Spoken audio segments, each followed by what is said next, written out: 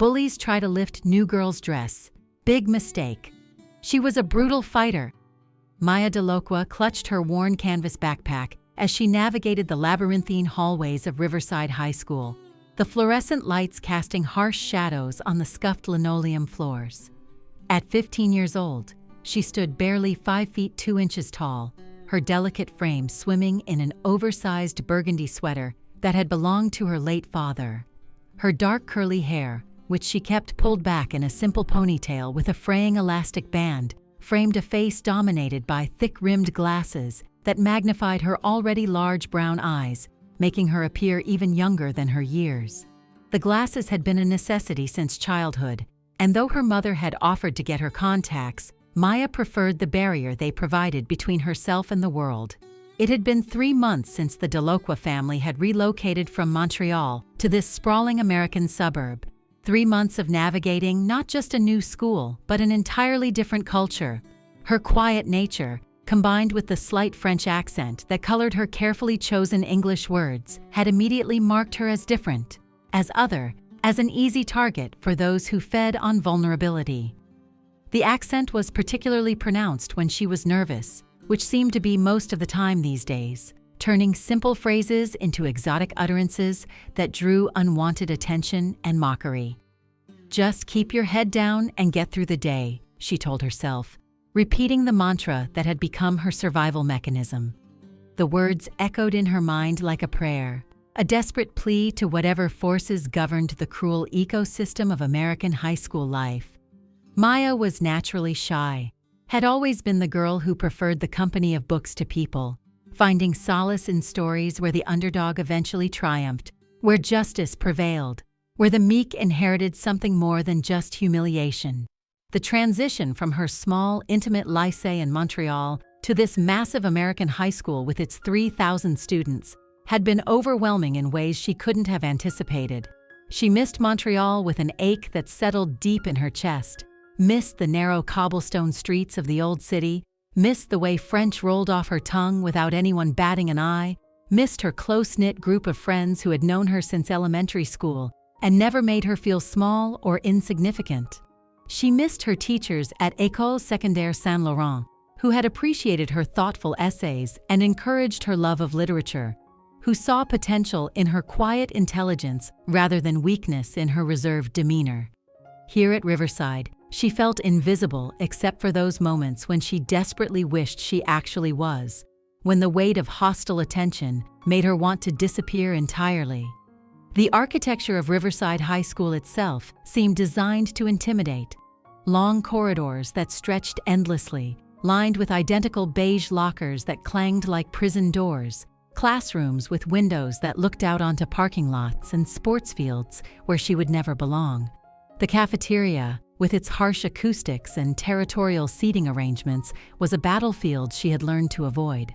The library had become her refuge, though even there she sometimes felt the weight of curious or contemptuous stares from students who wondered why the new girl always ate alone among the stacks of dusty books. Derek Thornfield ruled the junior class with an iron fist forged from privilege and genetic lottery wins. At 17, he stood 6 feet 2 inches tall, his broad shoulders and muscular frame sculpted by years of private training sessions and top-tier nutrition programs his wealthy parents could easily afford. His sandy brown hair was always perfectly styled with expensive product, and his confident swagger came not just from being the star linebacker, but from a lifetime of being told he was exceptional, destined for greatness, entitled to whatever he wanted. His father was a prominent local businessman who donated generously to the school's athletic program, ensuring that Derek's transgressions were often overlooked by administration, eager to maintain that financial pipeline. His crew operated like a well-oiled machine of casual cruelty. Jake Morrison, a lanky redhead with a face full of freckles that might have been charming on someone with a kinder disposition, possessed a mean streak that ran deeper than the nearby river. At 6 feet tall but barely 150 pounds, Jake compensated for his slight build with vicious words and a talent for psychological warfare. He was the strategist of the group, the one who identified weaknesses and exploited them with surgical precision. Then there was Brad Kellner, whose stocky build and permanent sneer made him appear perpetually angry at the world, perhaps because he was. Brad's father had walked out when he was 12, leaving him with a reservoir of rage that he channeled into making others as miserable as he felt. His thick neck and ham-sized fists made him the enforcer, the physical threat that backed up Derek's social dominance. They had noticed Maya immediately, the way predators notice the weakest member of a herd. During her first week, when she had stumbled over the pronunciation of schedule during English class, saying it the British way with a soft sh sound instead of the hard s key that Americans preferred, Derek had laughed loud enough for the entire class to hear. The teacher, Mrs. Brennan, had done nothing to stop it, perhaps believing that a little teasing would help the new girl adapt faster, or perhaps simply too tired after 20 years of teaching to fight every battle. From that moment, Maya had been marked, categorized, filed away as entertainment for slow days and boring lunch periods. "Well, well, look who's trying to sneak by."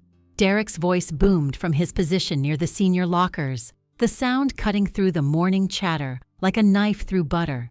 He had been waiting for her, Maya realized with a sinking feeling in her stomach.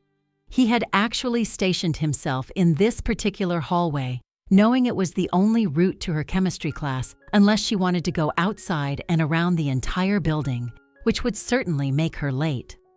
Maya's stomach dropped with the familiar sensation of dread, a feeling she had become intimately acquainted with over the past 3 months.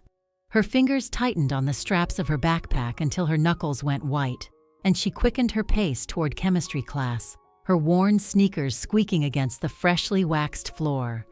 The shoes were from a discount store, practical and unremarkable, nothing like the designer brands that most Riverside students sported. She had insisted to her mother that they were fine, that she didn't need anything expensive, knowing how hard both her mother and Antoine worked to keep their small family afloat. But Jake Morrison materialized in front of her like a bad dream made flesh, his long arms spread wide to block the hallway. A gesture that might have been welcoming from anyone else but from him carried the threat of a spiderweb. "Where you going so fast, Mouse?" The nickname dripped from his lips like poison honey, sweet and toxic in equal measure. Derek had christened her with that particular moniker after hearing her quiet voice during attendance on her 3rd day at Riverside. She had barely whispered "present" when Mrs. Patterson called her name, the sound so soft that the teacher had asked her to repeat it. "Speak up, dear, like you mean it," Mrs. Patterson had said, not unkindly, but the damage was done. "She squeaks like a little mouse," Derek had announced to his surrounding admirers, and the name had stuck with the tenacity of superglue. Now half the school called her that, and teachers pretended not to notice, perhaps thinking it was harmless, perhaps simply choosing their battles in a war they had long ago stopped fighting. "Didn't your mama teach you manners, Mouse?" Brad's voice came from behind her, and Maya realized with growing panic that she was surrounded. It was a coordinated attack, planned and executed with military precision. They had probably discussed it earlier, maybe during their morning workout in the weight room where they congregated before school, pumping iron and their own egos in equal measure. Maya's face flushed red, the heat spreading from her cheeks down her neck, a physiological betrayal that only seemed to encourage her tormentors. "I'm sorry," she managed to say, her voice barely above a whisper. "I'm just trying to get to class on time." Her accent made the words sound even more timid than she intended, the French inflection turning her attempt at assertion into something that sounded like a plea. "She's sorry, guys," Brad laughed, his imitation of her pronunciation exaggerated to the point of caricature. "So polite. What do they teach you in Canada, Mouse? How to be a doormat? How to say sorry for existing?" The words stung more than Maya wanted to admit, each one finding its mark with devastating accuracy. Students streamed past them like water around rocks, most averting their eyes with practiced indifference. Maya had learned quickly that Riverside operated on a strict social hierarchy that might as well have been carved in stone tablets and mounted in the main hallway. Nobody wanted to draw Derek's attention by defending someone at the bottom of the food chain. It was safer to pretend not to see, not to hear, not to know. Even Mrs. Patterson, who was supposedly monitoring the halls with her little clipboard and stern expression, had mysteriously disappeared the moment she saw the confrontation brewing, suddenly remembering urgent business in the teacher's lounge, or perhaps developing temporary blindness to teenage cruelty. Why don't I just tell Antoine?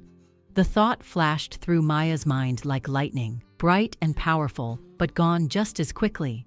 Her older brother was 19, had been since last month, and worked construction after graduating early from high school, with honors that should have taken him to college, but instead took him to job sites at dawn.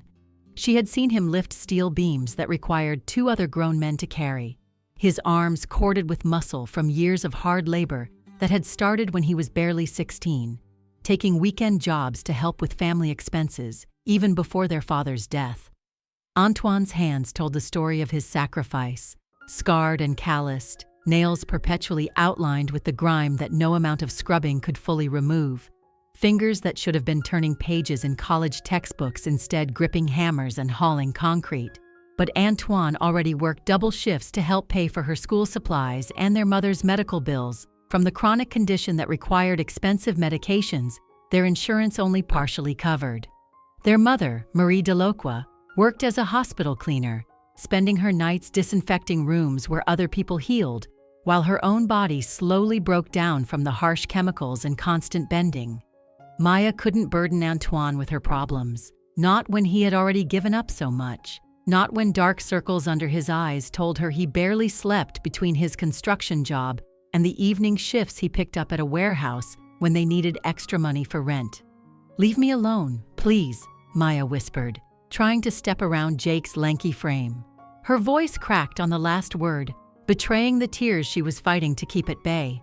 She had learned that crying only made things worse, gave them more ammunition, more entertainment. "Leave me alone, please," Jake mimicked in a high-pitched voice that sounded nothing like her but was apparently hilarious to the gathering crowd of onlookers. Several students snickered, the sound rippling through the hallway like a wave of cruelty. "What's the magic word, Mouse? Did you forget it in all that French gibberish you probably speak at home?" Maya's hands trembled as she gripped her backpack straps even tighter, her fingernails digging into her palms through the worn fabric. She had martial arts training from back in Montreal, 3 years of judo at the community center, where Sensei Yamamoto had taught her that size didn't determine strength, that technique could overcome brute force. But her sensei had also emphasized that fighting was the last resort, that true strength lay in avoiding conflict whenever possible. Besides, these boys were much bigger than her training partners had been, and causing trouble might get her suspended or expelled. Her family couldn't afford problems that might jeopardize her education, couldn't afford to move again, couldn't afford another setback in their already precarious situation. Derek stepped closer, invading her personal space with the confidence of someone who had never been told no, never faced consequences, never had to consider how his actions affected others. Maya could smell his aggressive cologne mixed with the protein shakes he constantly drank, a cloying combination of artificial musk and synthetic vanilla that made her stomach turn. His breath, when he leaned down to speak directly into her ear, carried the hint of the expensive energy drinks he consumed by the case. His parents' credit card, ensuring he never had to choose between wants and needs. "I think Mouse needs to learn some respect," Derek announced to his audience, his voice carrying the false authority of someone who confused fear for respect, compliance for admiration. "What do you think, boys? Should we teach her some manners? Some good old American manners?" Before Maya could react, before she could employ any of the defensive moves Sensei Yamamoto had drilled into her muscle memory, Derek grabbed her backpack and yanked it off her shoulders with enough force to make her stumble. The contents spilled across the hallway floor in a cascade of academic ambition and careful organization. Textbooks with worn covers that she had bought used to save money, notebooks filled with meticulous notes in her neat handwriting, pens she had carefully selected for their reliability, and most devastatingly, her chemistry homework that she had spent 3 hours perfecting the night before. The homework scattered like autumn leaves in a cruel wind, each page representing hours of work while her mother slept and Antoine was still at his second job. Students stepped on her belongings with casual indifference, some deliberately grinding their expensive sneakers into her carefully drawn molecular diagrams, leaving dirty footprints on work that would now have to be completely redone. Maya felt tears prick her eyes as she watched a week's worth of effort being destroyed in seconds, all her careful planning and hard work literally being trampled under the feet of people who had never had to count every dollar, every minute, every opportunity. "Oops," Derek said with mock sincerity that fooled no one and wasn't meant to. "Butter fingers. Must be all that maple syrup you Canadians eat makes everything sticky." The joke was stupid, barely making sense. But his followers laughed anyway, because that's what followers did. Maya dropped to her knees on the hard floor, frantically gathering papers that were already torn and dirty, some of them bearing the distinct tread patterns of various athletic shoes. Her chemistry homework, which had included complex calculations she had checked and rechecked, was now smeared beyond recognition. Her English essay on The Great Gatsby that she had printed that morning was torn nearly in half.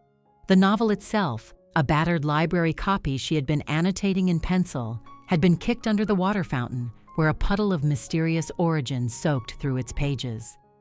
"This is pathetic," Brad commented with genuine disgust, as if Maya's desperation was a personal offense to him. "Look at her scrambling around like a little mouse searching for crumbs. That's why the name fits so perfectly. She even scurries like a rodent." Jake, not to be outdone in cruelty, kicked her mathematics notebook further down the hall, forcing Maya to crawl after it on her hands and knees, her dignity abandoning her with each humiliating inch. The notebook slid under the feet of a group of freshmen who jumped back as if poverty might be contagious, as if being associated with Maya's humiliation might somehow lower their own precarious social standing.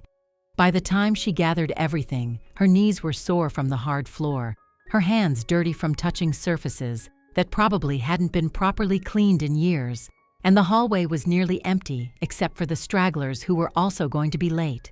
The 5-minute warning bell rang with its harsh electronic buzz, a sound that usually filled Maya with mild anxiety, but now felt like a death knell. She would definitely be late now, even if she ran and missed her. Rodriguez had already warned the class that tardiness would result in detention. 3 tardies meant a call home, and Maya couldn't bear the thought of her exhausted mother having to leave work to deal with school administration. Couldn't stand the idea of Antoine's disappointed face when he learned she was in trouble. She arrived at chemistry class 3 minutes and 17 seconds late. She knew because Mr. Rodriguez made a point of looking at his watch and announcing it to the class. Her face was flushed from running and humiliation in equal measure, her usually neat hair disheveled with curls escaping her ponytail in wild spirals, her sweater askew and bearing a dusty footprint where someone had stepped on it while she was gathering her things. Mr. Rodriguez's disapproving look cut through her like a scalpel, and the snickers from her classmates felt like salt in an open wound. "Miss Delocqua," Mr. Rodriguez said in his stern voice that brooked no excuses, "this is the 2nd time this week. One more tardy, and I'll have to call your parents." He didn't know that her father was dead, that parents meant a mother who worked 18-hour days and a brother who had become a parent before he was old enough to vote. Just 8 more months, Maya told herself as she slid into her seat in the back row, the plastic chair cold and unforgiving beneath her.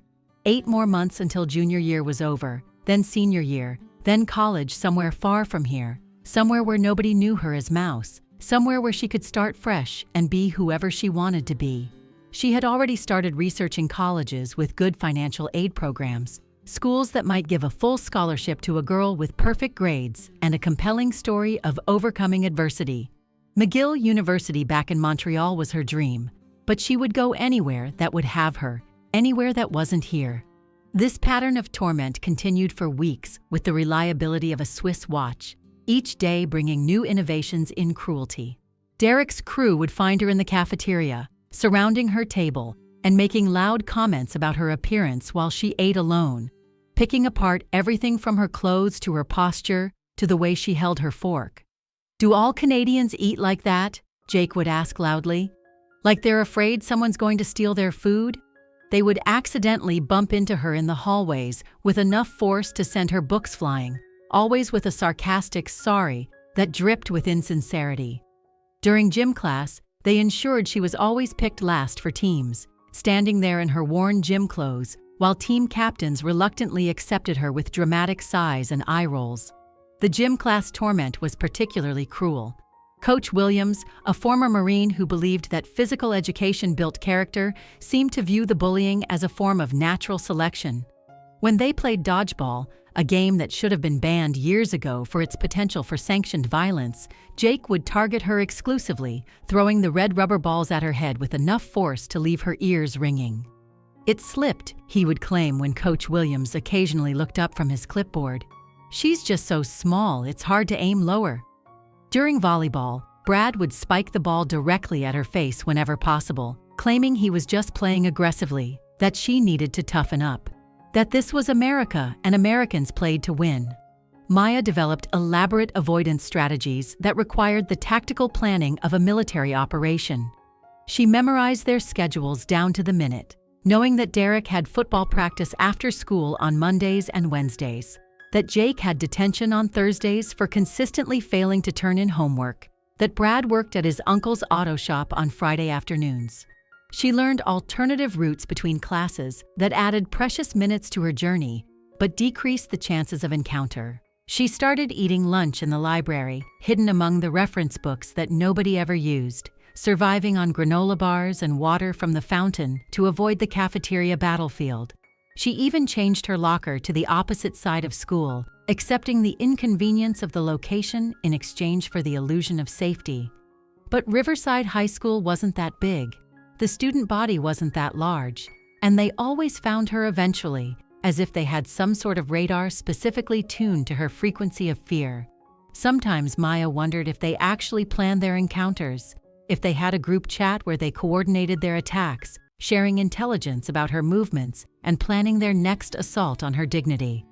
The worst incident, the one that would finally break her silence and change everything, happened on a rain-soaked Thursday in early March. The weather had been unseasonably warm earlier in the week, but a cold front had moved in overnight, bringing with it a steady drizzle that turned the world gray and miserable. Maya was walking to her next class through the courtyard outside the main building, a shortcut she rarely took, but had chosen today because the main hallway was hosting a pep rally she wanted to avoid. The courtyard was mostly empty due to the weather, with only a few students hurrying between buildings with their heads down against the rain, hoods pulled up, focused on their own destinations. She should have known better. Empty spaces were dangerous spaces when Derek and his crew were involved. They materialized from behind the bike racks, like villains in a horror movie, their timing too perfect to be coincidental. They had been waiting for her, Maya realized with a sick feeling in her stomach. They had somehow known she would take this route today, had positioned themselves for maximum impact with minimum witnesses. "Hey, Mouse!" Derek called out, his voice carrying that familiar, cruel undertone that made her skin crawl. Rain had begun to darken his sandy hair, making him look somehow more menacing, like a predator that didn't mind getting wet if it meant catching prey. "We've been thinking about you." Maya's pulse quickened, her fight-or-flight response screaming at her to run, but she knew from experience that running only excited them more, made the chase more fun. She clutched her books closer to her chest, the pages already beginning to dampen from the rain, and looked for escape routes, but they had positioned themselves strategically, forming a triangle that blocked all exits, a formation they had probably used before on other victims. "Yeah," Jake added, stepping closer with deliberate menace, his long legs eating up the distance between them in 2 strides. "We've been wondering something. You're always so quiet, so scared, always hiding under all those baggy clothes. What are you hiding under there, Mouse? What don't you want us to see?" Maya's eyes widened in alarm as she realized where this was heading, as the implied threat became explicit. This was different from their usual torment, an escalation that crossed a line even they had previously observed. The rain continued to fall, creating a curtain between them and the rest of the world, providing cover for whatever they were planning. "Please, just leave me alone," she said, her voice stronger than she expected, powered by genuine fear rather than mere anxiety. "I haven't done anything to you. I've never bothered you, never reported you, never fought back. What more do you want from me?" "That's the problem," Brad said with a nasty grin that revealed teeth that seemed sharper than they should be. "You think you're too good to talk to us? Too good to be friendly? Maybe we need to help you be more social. Maybe we need to see what's so special about you that you think you can just ignore us." Before Maya could react, before she could scream or run or fight, Derek lunged forward with the speed that made him such an effective linebacker and grabbed the hem of her long skirt. The fabric was already heavy with rain, and his fingers found purchase easily. "Let's see what Mouse is hiding under here. Let's see if Canadian girls are different from American ones." "No!" Maya screamed, the word tearing from her throat with primal force as she backed away frantically, her books falling forgotten to the wet pavement. "Don't touch me! Someone help me! Please, somebody help me!"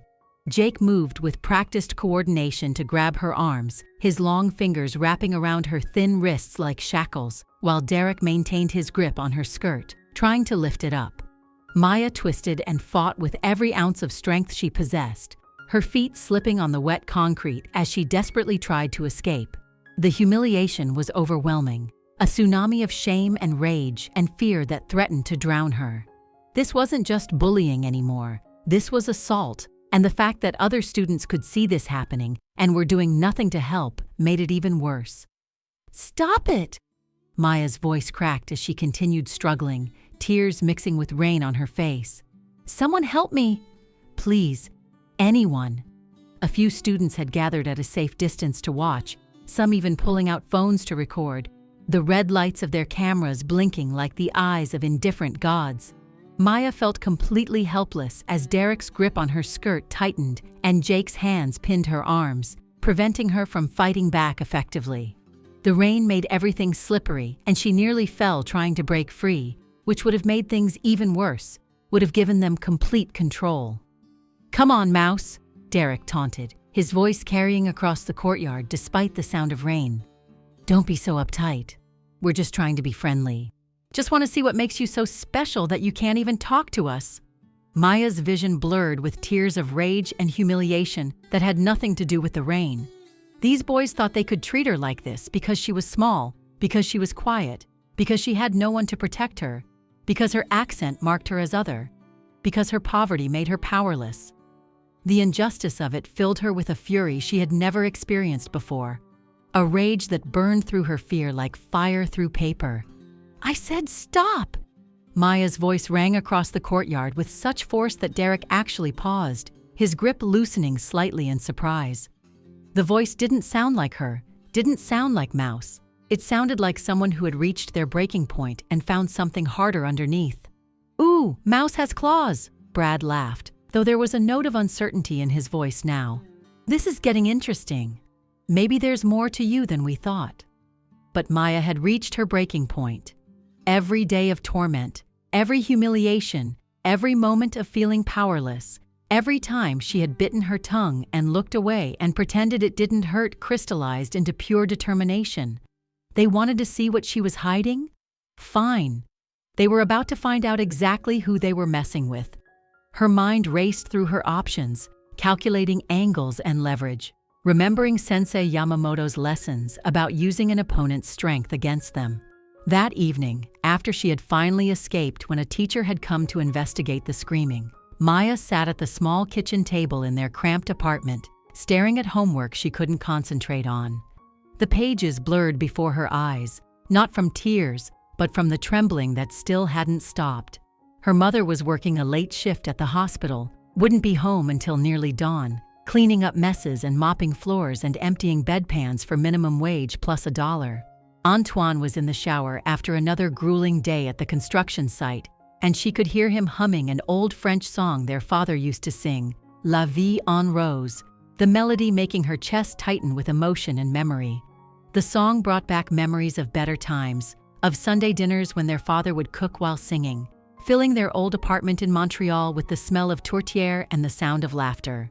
He had been a teacher himself, had understood the value of education, would have known exactly what to say to make this better.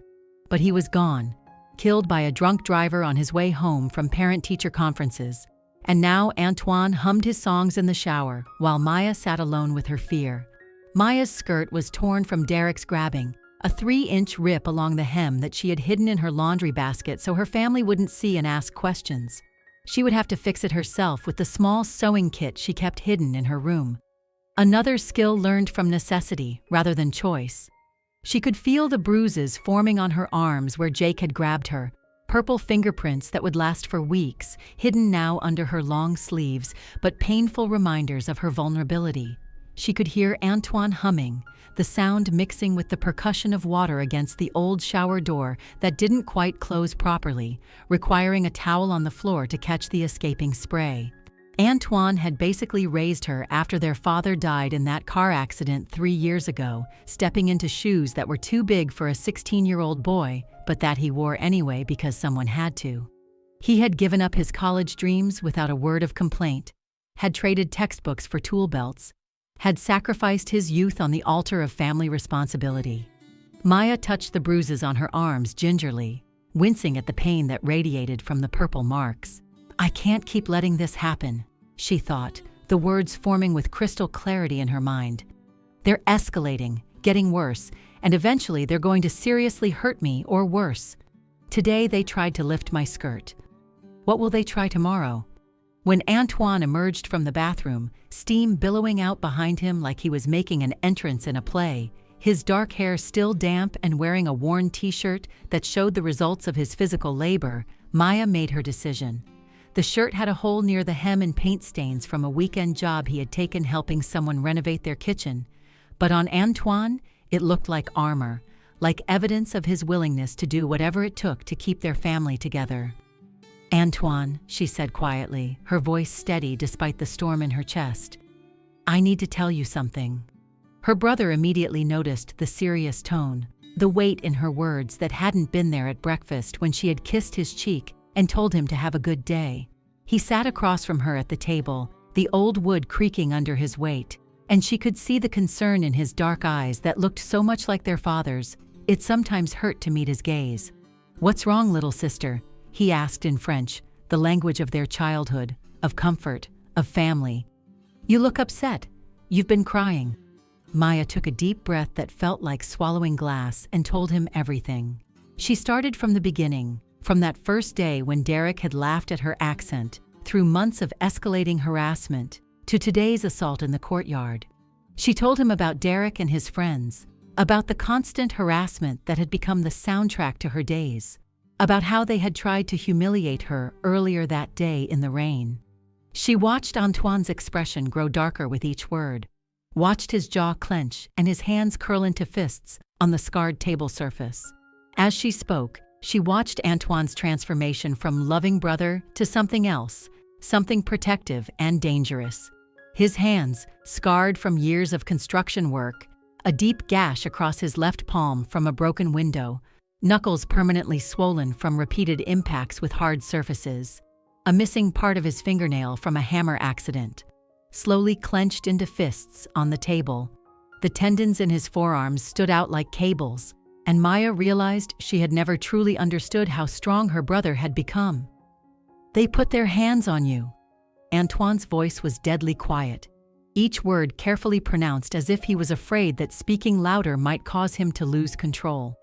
Maya realized she had never seen her brother truly angry before, had never seen this side of him that he must show at construction sites when someone tried to take advantage of the young guy. There was something frightening and powerful in his stillness, like the moment before lightning strikes, all potential energy waiting to be released. "It's okay," Maya said quickly, suddenly worried she had made a mistake, that she had lit a fuse she couldn't control. "I got away. Nothing really happened.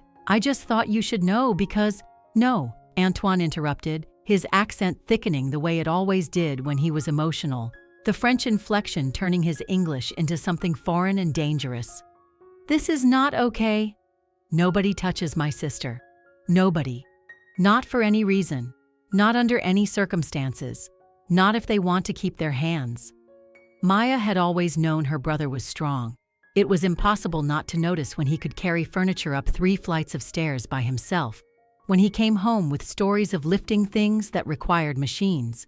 But she had never seen him like this, had never seen him as a weapon rather than a shield. Antoine worked construction with men twice his age who had spent their entire lives on job sites, and he had earned their respect through sheer determination and physical capability that bordered on superhuman. At 19, he had the build of someone much older, broad shoulders from carrying lumber, arms that could bend steel rebar with minimal effort, hands that could crush or create with equal ease. His co-workers called him the Hammer, partly because of his skill with the tool, but mostly because of his ability to drive stakes into frozen ground that other men couldn't budge, to break through concrete that should have required power tools. She had visited him at a job site once, bringing him lunch when he forgot it, and had watched grown men step aside when he walked past, had heard the respect in their voices when they spoke to him. "What are you going to do?" Maya asked, suddenly feeling a mix of relief and concern, like she had unleashed something that couldn't be put back in its cage. Antoine stood and walked to the window, looking out at the dark street below where rain still fell in sheets, creating rivers in the gutters and turning the world into an impressionist painting. His reflection in the glass looked older than 19. Looked like their father might have looked if he had lived, if he had been given the chance to protect his daughter himself. "I'm going to have a conversation with these boys," he said finally, his voice calm in a way that was more frightening than shouting would have been. "A very clear conversation about what happens to people who touch my family. They need to understand that actions have consequences, that there are lines you don't cross, that some people have protection even if it doesn't look like it." The next morning dawned gray and miserable, matching Maya's mood as she prepared for school. But something was different as she walked through Riverside High School's halls.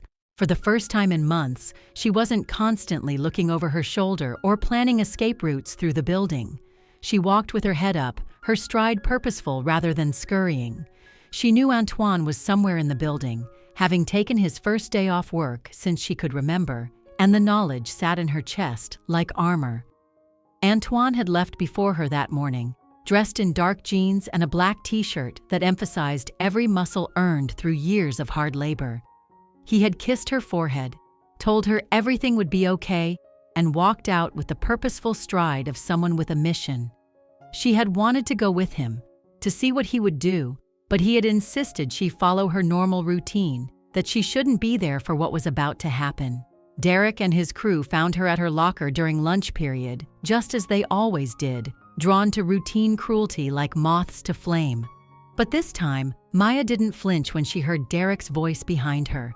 There was something different in the air, a charge like the moment before a storm breaks, and she could feel it in her bones. "Well, well, if it isn't our favorite little mouse," Derek said, his voice carrying that familiar, cruel amusement that had haunted her dreams. "You've been avoiding us since yesterday. That's not very friendly." We didn't finish our conversation. Maya slowly closed her locker with deliberate calm and turned to face them. There was something different in her posture, a straightness to her spine that hadn't been there before, a set to her shoulders that spoke of resolve rather than resignation. She met Derek's eyes directly for the first time, seeing not a powerful predator, but a spoiled boy who had never faced real consequences. "I'm not afraid of you anymore," she said quietly, each word clear despite her accent. Derek laughed, genuinely amused by what he perceived as false bravado. "You're not afraid, Mouse? You're like a quarter of our size. What are you going to do? Squeak at us? Call the teacher? We both know nobody here cares what happens to you." "Yeah," Jake added, moving closer with the confidence of someone who had never been truly challenged. "Maybe we need to finish what we started yesterday. Remind you of your place in the food chain. You seem to have forgotten overnight."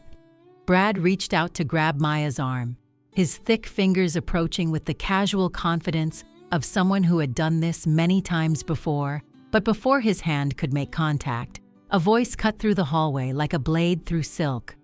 "I wouldn't do that if I were you." Every head in the hallway turned toward the source of the voice, and the crowd of students that had been pretending not to watch suddenly paid full attention. Antoine Delacroix stood at the end of the corridor, like something out of a movie, his presence immediately commanding attention and respect.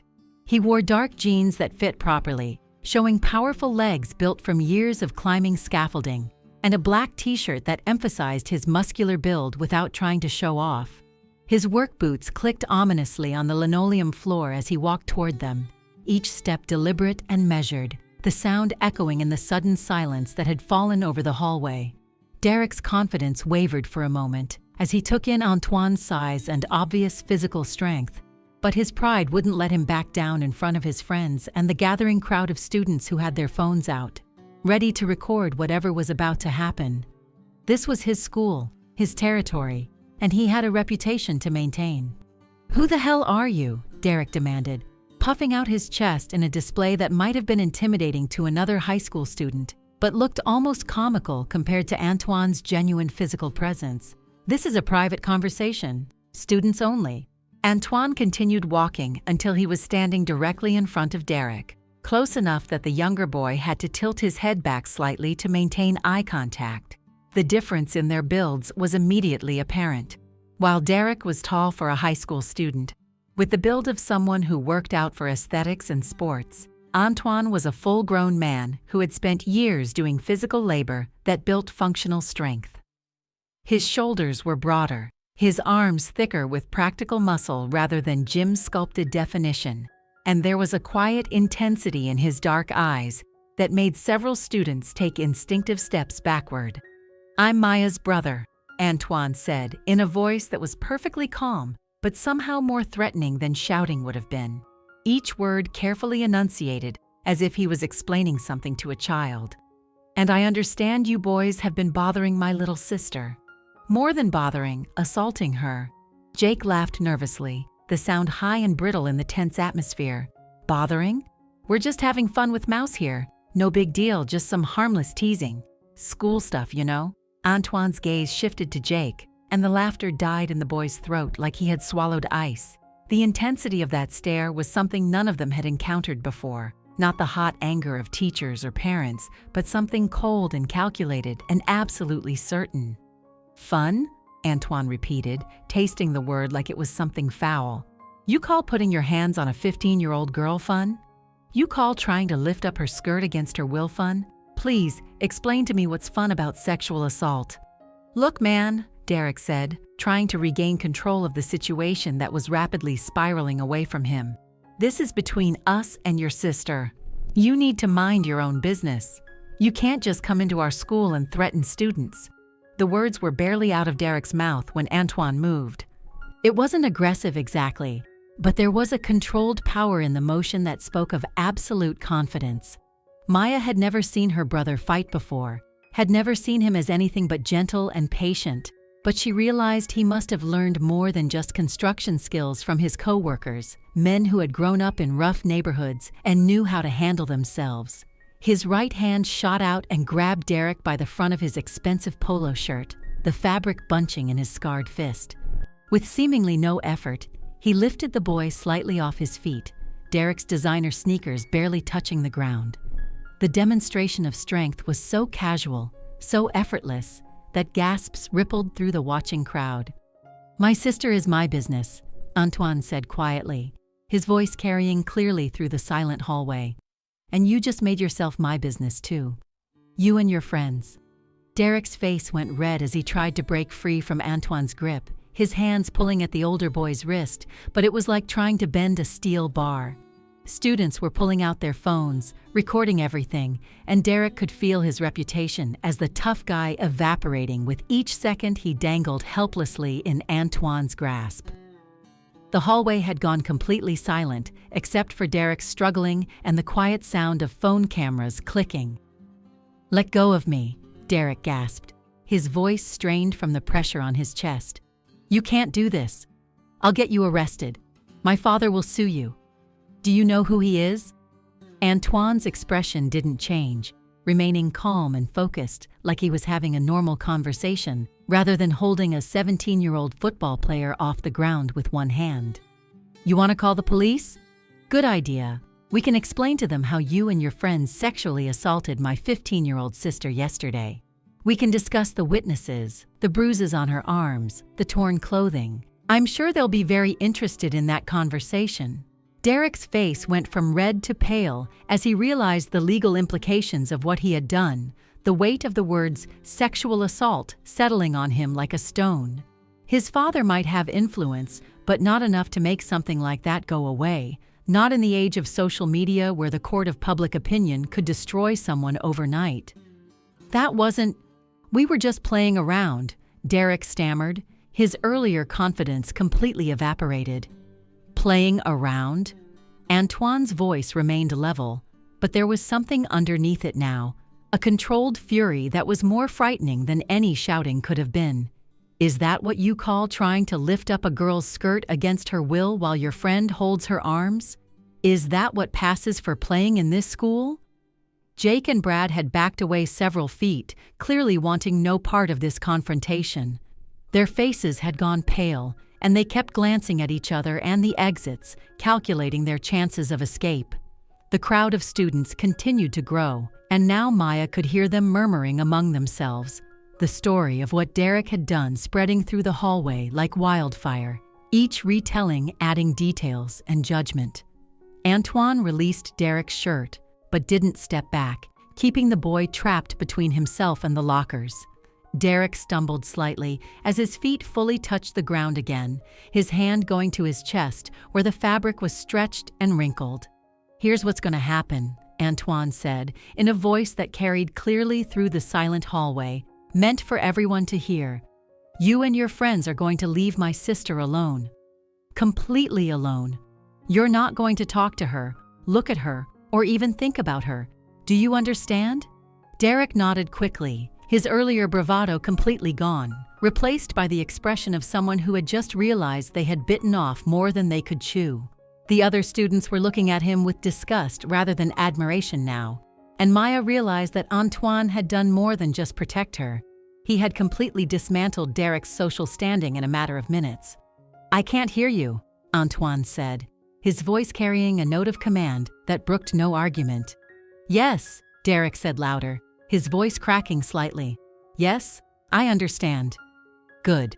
Antoine finally stepped back slightly, but his presence still dominated the hallway, making the space feel smaller. "Because if I hear that you've so much as looked at Maya wrong, I'll be back. And next time, we won't just be talking." Jake cleared his throat nervously, the sound loud in the quiet hallway. "We get it, man. We'll leave her alone. It was just a misunderstanding." Antoine turned his attention to Jake and Brad, and both boys visibly flinched under his gaze. "You two were there yesterday. You watched your friend assault my sister and did nothing to stop it. Jake, you held her arms. That makes you just as guilty, legally and morally." "We're sorry," Brad stammered, the words tumbling out in a rush. "We didn't mean for things to go that far. It just got out of hand." "It got out of hand?" Antoine's voice carried a note of incredulous anger. "You held down a 15-year-old girl while your friend tried to humiliate her, and you call that getting out of hand? What would you call it if someone did that to your sister, your mother?" Maya watched in amazement as her tormentors crumbled under her brother's quiet fury.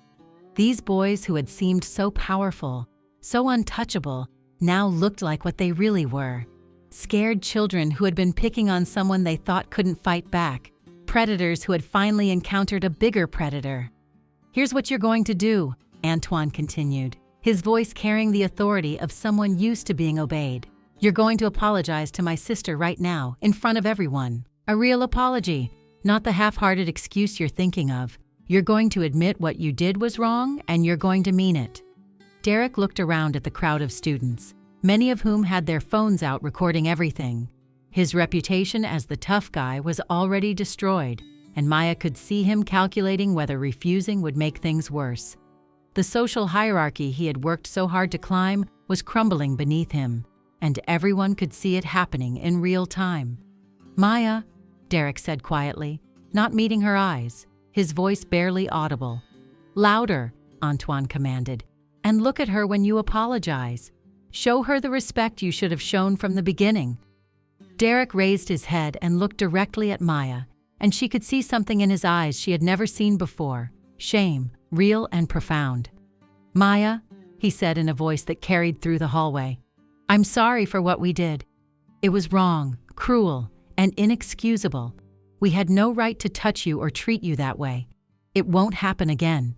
Jake and Brad followed with their own stammered apologies, their faces red with embarrassment and fear. Each word seemed to physically pain them, but Antoine stood there like a sentinel, ensuring they completed their humiliation just as they had tried to humiliate Maya. "I'm sorry, Maya," Jake said, his Adam's apple bobbing as he swallowed hard. "What we did was assault, and I'm ashamed of myself. You didn't deserve any of it." "Me too," Brad added quickly. "I'm sorry. We were bullies, and worse. It was wrong." Maya felt a surge of satisfaction mixed with something else. Pity, perhaps, for boys who had never learned the difference between strength and cruelty, between power and abuse. She had learned that real strength came not just from being able to fight, but from knowing when to fight and when to seek help from those who loved you. "And one more thing," Antoine said as he prepared to leave, his work boots clicking on the floor as he shifted his weight. "If I find out that anyone in this school is giving my sister trouble, I'll hold all three of you personally responsible. You're going to spread the word that Maya Delocqua is under protection. Anyone who bothers her answers to me, and by extension, to you three. Consider yourselves her personal guarantee of safety." With that, Antoine turned and walked away, his boots clicking authoritatively on the linoleum floor. The crowd of students parted before him like the Red Sea, and Maya heard whispered conversations beginning immediately as he disappeared around the corner. The story would be all over school within an hour, probably on social media within minutes, and Derek's reign of terror would be effectively over. Derek and his friends slunk away in the opposite direction, their heads down and their earlier swagger completely gone.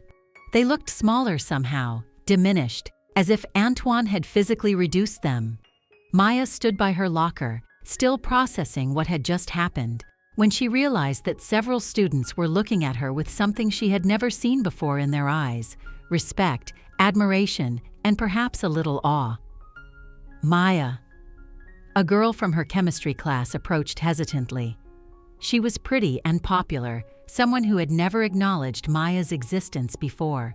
"I'm Jennifer Chen. I just wanted to say I'm really sorry about what they did to you. I should have said something sooner, should have tried to help. I'm glad your brother stood up for you like that. It was about time someone put Derek in his place." More students approached throughout the day, a steady stream of apologies and support. Some apologized for not helping her before, explaining their own fear of becoming targets.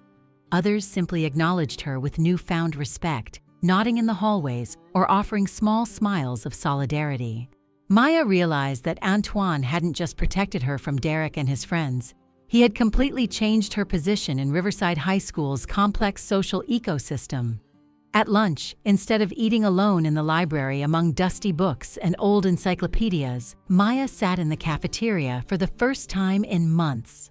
The noise that had once overwhelmed her now seemed less threatening, the chaos more manageable. She chose a table near the windows where natural light streamed in, making the institutional space feel less prison-like. Derek, Jake, and Brad were at their usual table across the room, but they carefully avoided looking in her direction, their conversation subdued and their body language defensive.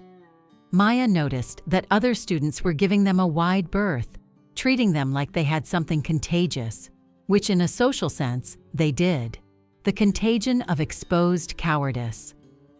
When Maya got home that evening, she found Antoine in the kitchen making dinner, a simple but hearty soup that would last them several days. The apartment smelled of sautéed onions and herbs, comfortable and safe. He looked up when she entered, and his expression was gentle again, all traces of the intimidating figure from the hallway gone, replaced by the brother who had read her bedtime stories when she was small, who had learned to braid her hair from YouTube videos, who had attended every parent-teacher conference since their father died. "How was the rest of your day, little sister?" he asked in French, stirring the pot on their ancient stove that required a specific jiggling of the knobs to work properly. Maya hugged him tightly, suddenly overwhelmed with gratitude and love for her brother, who had sacrificed so much and asked for so little in return. She breathed in his familiar scent, soap and sawdust, and the faint hint of the cologne their father used to wear, a bottle Antoine had saved and used sparingly on special occasions. "Thank you," she whispered against his chest. Thank you for protecting me, for believing me, for everything." Antoine hugged her back, and Maya could feel the strength in his arms that had made Derek look like a child, but also the gentleness that had helped her through nightmares and homework and the grief of losing their father. "You never have to thank me for that," he said, his voice thick with emotion. "Family protects family. That's how it works. That's how Papa would have wanted it." "I should have told you sooner," Maya said, pulling back to look at him. "I didn't want to burden you with my problems. You already do so much, work so hard. I thought I could handle it myself." Antoine pulled back and looked at her seriously, his dark eyes intense with conviction. "Maya, you are never a burden. Never. You're my sister, and you're the most important thing in my life. Don't ever be afraid to tell me when someone is hurting you. Promise me." "I promise," Maya said, and meant it. As the weeks passed, Maya's life at Riverside High School transformed completely. Derek and his friends kept their distance, their own reputations having suffered significantly after word spread about what they had tried to do to her. The story had evolved in the telling, as stories do, but the core truth remained. They had assaulted a smaller, younger student and been exposed as cowards when confronted by someone their own size. Other students who had previously ignored Maya now included her in conversations and group projects, having seen that she had protection, that she wasn't as alone as they had thought. Maya began eating lunch with Jennifer Chen and a small group of girls from her classes. Jennifer turned out to be kind and funny, with a wicked sense of humor that she had hidden behind her popular girl facade. "I always thought you were interesting," Jennifer confessed one day over cafeteria pizza that barely qualified as food. "You're so smart and observant. I wanted to talk to you, but Derek had marked you as a target, and I was too scared to get involved. I'm ashamed of that." "Everyone was scared," Maya replied, understanding cowardice even if she didn't excuse it. That's how bullies maintain power. She joined the debate team, where her intelligence and meticulous preparation made her a valuable member. Her accent, which had been a source of mockery, became an asset in debates, making her arguments sound more sophisticated and thoughtful. Teachers who had barely noticed her before began calling on her more often in class, recognizing that her quiet nature didn't mean she lacked knowledge or opinions. Mr. Rodriguez even apologized for not being more understanding about her tardiness, admitting he should have recognized the signs of bullying. Derek's behavior changed too, but not in the way Maya had expected. Rather than becoming more aggressive or seeking revenge as she had feared, he seemed genuinely chastened by the experience. She overheard him telling Jake to leave a freshman alone one day, actually intervening when his friend started hassling a smaller student. "Just leave him alone," Derek had said firmly. "It's not worth it." "Trust me." Maya realized that perhaps being confronted by Antoine had taught Derek something about the consequences of bullying, about what it felt like to be powerless and afraid.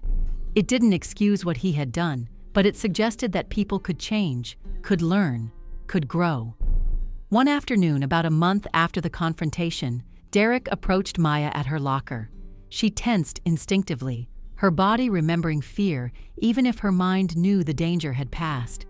But his demeanor was completely different from before. Shoulders slightly hunched, hands visible and non-threatening, maintaining a respectful distance. "Maya," he said quietly, glancing around to make sure they weren't being overheard. "I wanted to talk to you alone, if that's okay. I'll leave immediately if you're uncomfortable." Maya studied his face, looking for signs of the cruel boy who had tormented her for months. But all she saw was genuine remorse and something else, understanding, perhaps, of what he had done and why it was wrong. "What do you want, Derek?" she asked carefully, ready to call for help if needed. "I wanted to apologize again," he said, meeting her eyes directly. "Really apologize, not just because your brother made me. What we did to you was horrible, unforgivable, and I've been thinking about it a lot.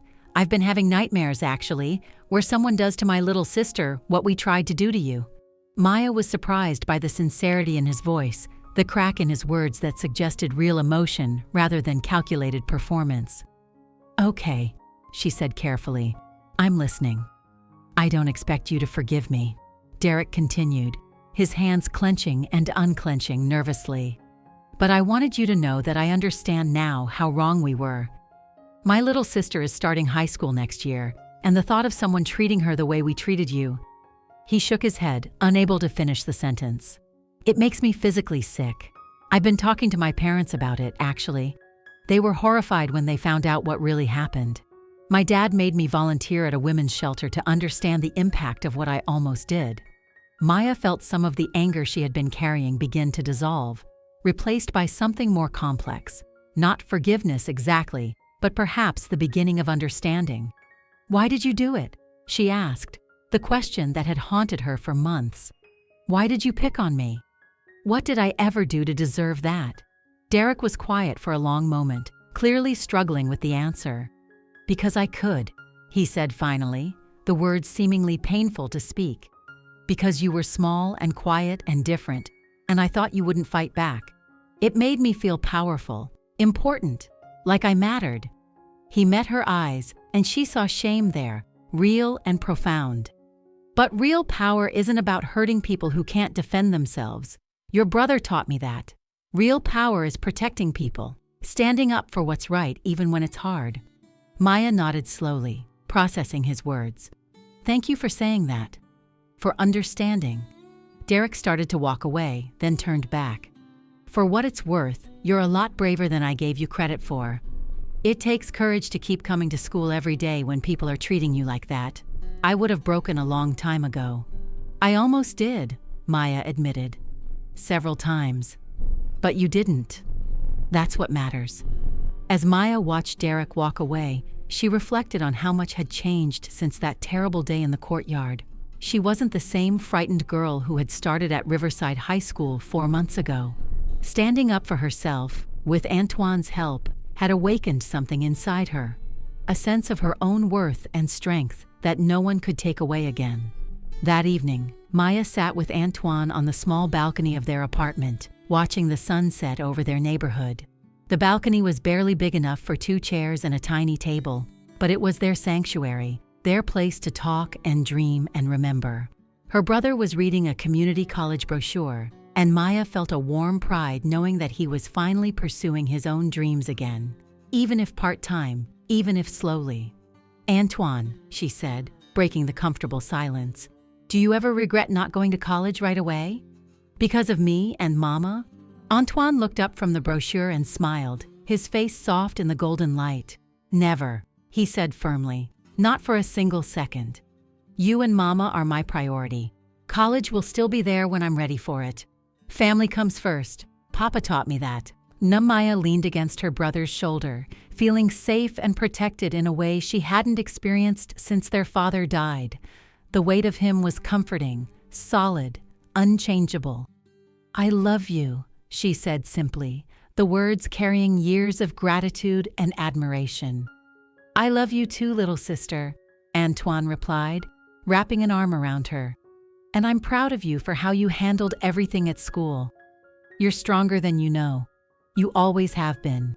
Maya smiled, thinking about the debate tournament next week, where she would argue about justice and equality with newfound conviction, about the new friends she had made who saw her as Maya, not Mouse, about the future that seemed brighter now than it had in months. Derek and his crew were no longer a threat, had become cautionary tales whispered in hallways about what happened when you mistook kindness for weakness, quietness for powerlessness. "Family protects family," she said, echoing Antoine's words from that day. "That's how it works." "That's how it's always worked," Antoine agreed, "and how it always will work." The next morning, Maya walked through the halls of Riverside High School with her head held high, no longer the frightened mouse she had once been. She had learned that real strength came not just from being able to fight, but from knowing when to fight and when to seek help from those who loved you. She had learned that standing up to bullies sometimes meant standing with others, that courage could be borrowed when your own ran out, that family was the ultimate protection against a world that could be cruel and unfair. As she passed the spot where Derek had first cornered her all those months ago, Maya felt no fear, only gratitude for the brother who had taught her that she was worth protecting, and the knowledge that she would never let anyone make her feel small again. The hallway that had once been a gauntlet of terror was now just a hallway. The bullies who had once loomed large were now just boys who had learned a hard lesson about consequences. She thought about her father, how proud he would have been of both his children, Antoine for becoming the man of the family without complaint, and Maya for finding her voice and her strength. She thought about her mother, working another long shift, but coming home to children who were surviving, thriving even, despite everything life had thrown at them. The story of what had happened spread beyond Riverside High School, becoming a cautionary tale told in other schools, other communities. Parents used it to teach their children about standing up for others, about the danger of being bystanders, about the power of family loyalty. Teachers became more vigilant, more aware of the signs of bullying they had previously ignored or dismissed as harmless teenage behavior. Maya became something of a quiet legend at Riverside, not famous exactly, but known. The girl who had survived months of torment and come out stronger. The girl whose brother had shown up like an avenging angel.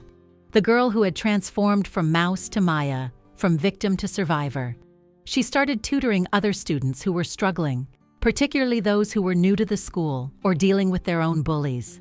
She became a safe person to talk to, someone who understood what it was like to feel powerless and alone. She never forgot what it felt like to be mouse, but she also never let that define her. Jennifer Chen became her best friend, and through her, Maya found a circle of genuine friends who appreciated her intelligence, her dry humor that emerged once she felt safe, her unique perspective as someone who had lived in 2 countries, 2 cultures. They included her not out of pity or fear, but because they genuinely enjoyed her company. Derek kept his distance but occasionally nodded to her in acknowledgement, a gesture of respect rather than familiarity. She heard from Jennifer that he had started intervening when he saw bullying, using his influence for protection rather than persecution.